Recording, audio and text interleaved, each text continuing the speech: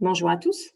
Un tuto pour vous montrer comment créer une offre fête et manifestation, une offre FMA. Vous avez un bordereau fête et manifestation. Lorsque vous cliquez dessus, vous arrivez sur votre page habituelle pour pouvoir rechercher une manifestation ou en écrire. Je vais me mettre, voilà.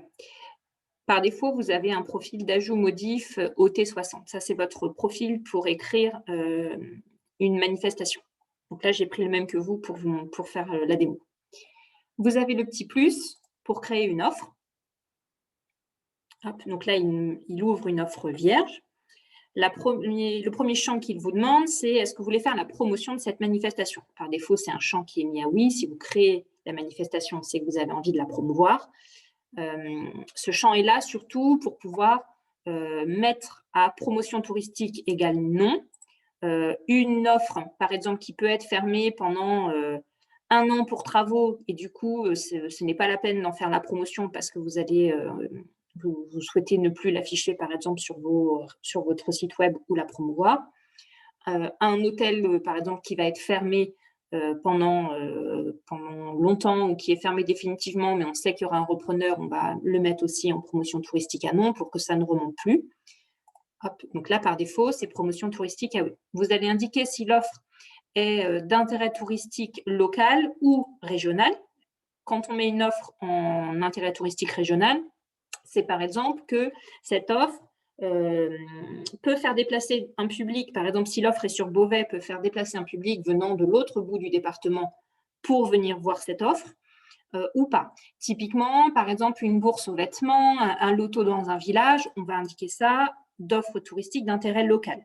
Par contre, si on parle d'un spectacle pyrotechnique, d'une bourse aux plantes dans un site prestigieux, si on parle… alors, brocante va être d'intérêt régional parce que c'est quelque chose qui est vraiment très demandé.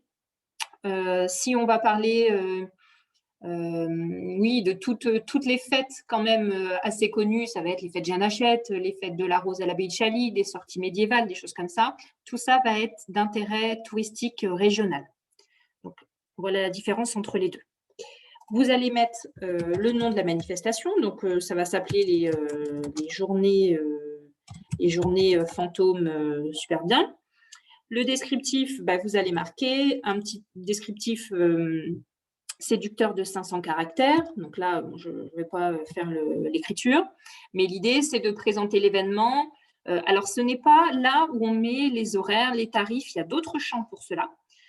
Mais c'est vraiment là où vous allez expliquer, par exemple, je sais pas, c'est la 35e édition des Journées Fantômes, il va y avoir des gens costumés, ça a une renommée nationale parce qu'ils ont fait déjà la tournée du monde, etc., etc. Tout ce qui va expliquer ce qui va se passer durant cette manifestation, le programme et les animations. À 17h, il y a un spectacle et à 15h, il y a un atelier pour les enfants. Voilà, un petit peu ce qui va se passer.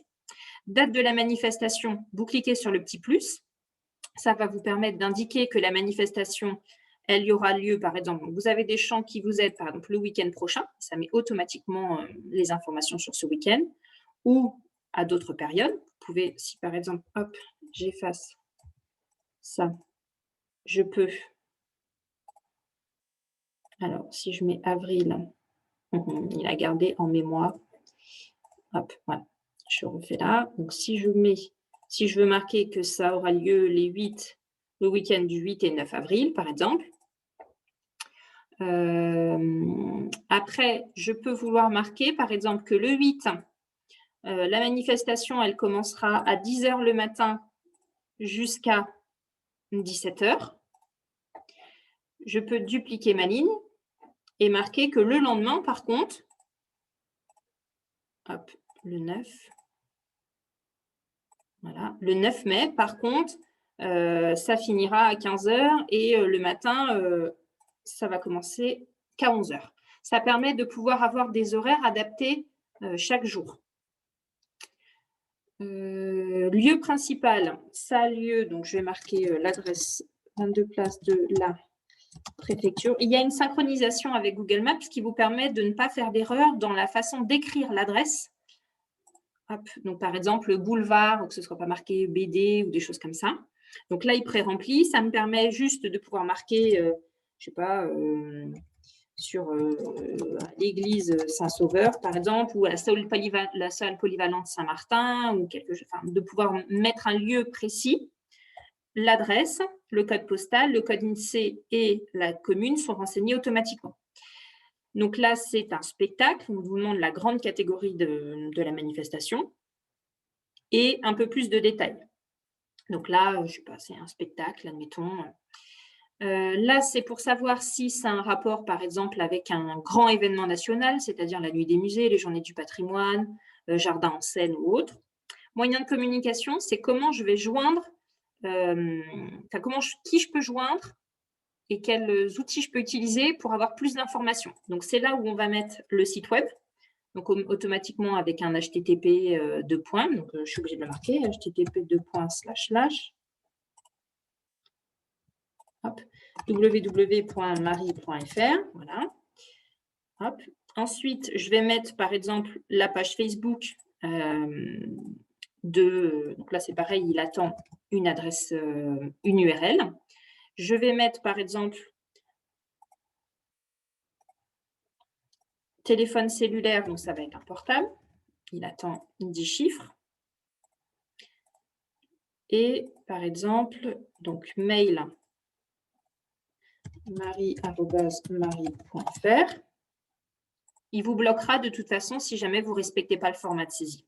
Et le dernier, c'est téléphone filaire, où là, il va automatiquement vous mettre un plus 33. Vous n'avez plus qu'à mettre 3, 44, 44, 44, 44, 44. Voilà. Donc là, vous avez tous les moyens. Alors ça, ce n'est pas des données personnelles. Vous ne devez pas mettre, par exemple, le téléphone portable du président s'il ne vous a pas donné l'autorisation de le communiquer. Toutes ces informations-là, elles vont sortir sur des sites web.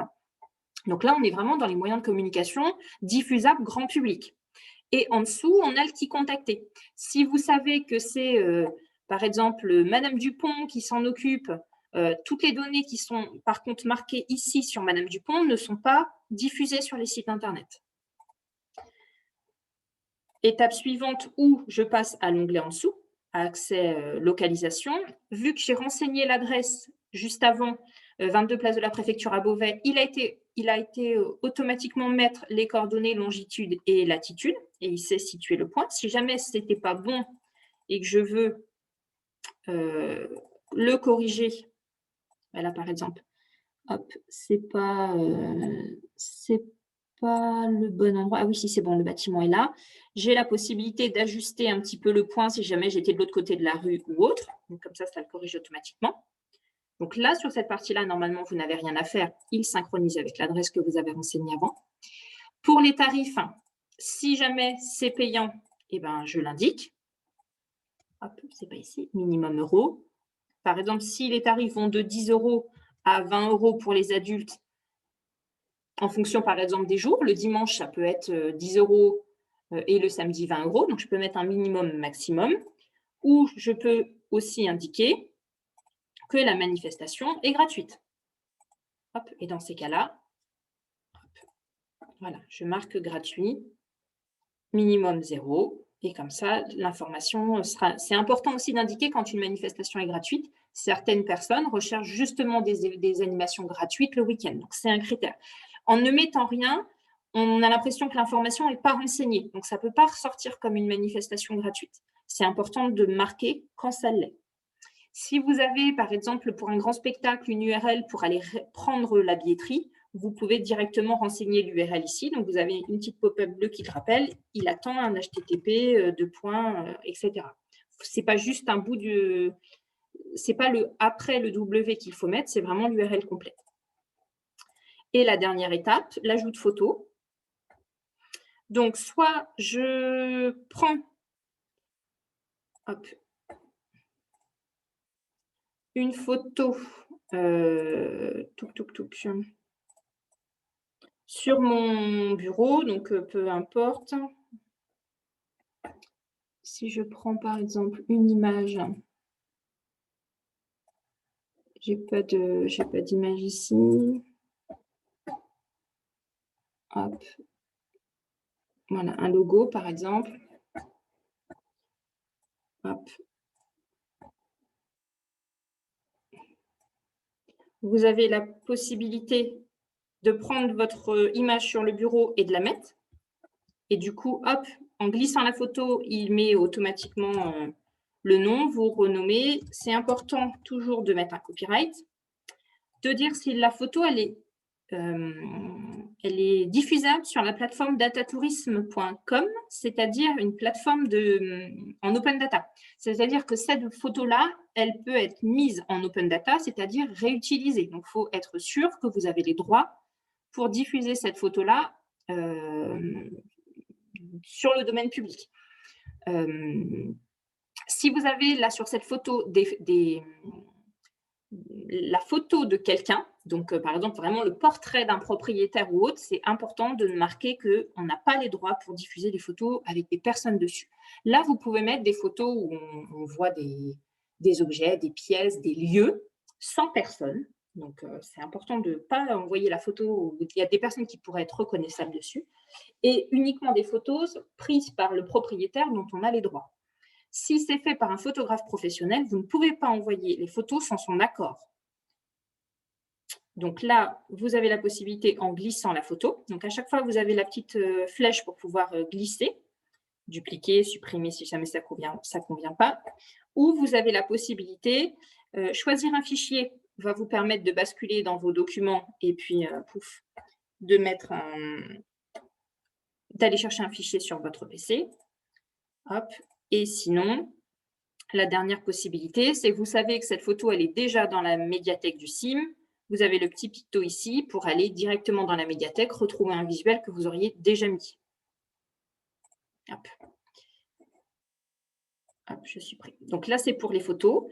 Vous savez que, par exemple, que cet événement-là a fait une vidéo sur YouTube. Il y a la possibilité d'enregistrer le fichier, mais le plus simple est même de mettre directement le lien de la vidéo YouTube ici, donc avec le HTTP pareil. Et fichier joint, c'est pour mettre des fichiers .doc ou .pdf. Dans photo, il n'attend que des photos .jpeg, JPG, PNG, du format image en fait. Et dans le fichier joint, du .doc ou du .pdf. Étape suivante, donc là, on va basculer après sur les onglets personnalisés. Donc, si vous aviez, par exemple, pour votre office de tourisme, des tags particuliers en fonction des FMA. Donc, vous avez identification, localisation, tarif et photo uniquement à renseigner. Quand vous allez cliquer sur enregistrer et quitter, s'il y a un champ qui est mal renseigné, il va vous faire une petite alerte rouge. Hop. Journée fantôme. Donc là, par exemple, si je retourne dessus, si j'avais... qu'est-ce que je vais mettre? Ah oui. Hop. Si par exemple ici, je n'avais pas mis le .fr, quand je vais faire enregistrer,